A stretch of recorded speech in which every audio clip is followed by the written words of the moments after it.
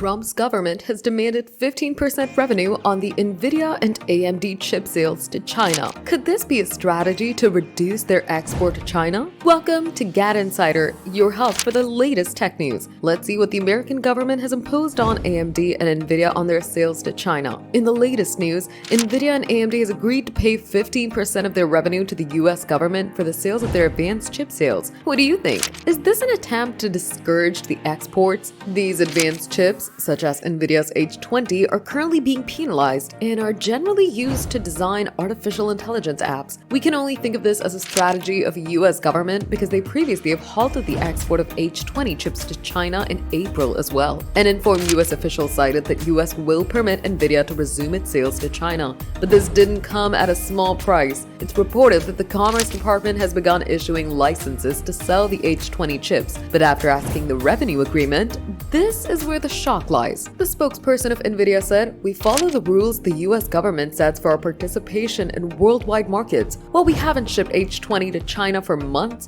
we hope export control rules will enable America to compete in China and globally." What we should really see is, despite being used by the government, they still had to take this deal. You know why? Because China is a major market for both chip makers, with Nvidia generating $17 billion in revenue from China in a year, which makes 13% of total sales, and AMD reporting $6.2 billion in revenue from China for 2024, making up for 24% of its total revenue. No one wants to miss, even if they have to pay 15% revenue, right? And this was the only deal that was presented to the companies for getting a license. So what can we say? That's the scoop on the AMD and Nvidia's deal with the US government to export in China. Drop your thoughts in the comments. We read every single one. If you love this news, smash that like button, subscribe to GadInsider, and hit the bell icon for more tech updates.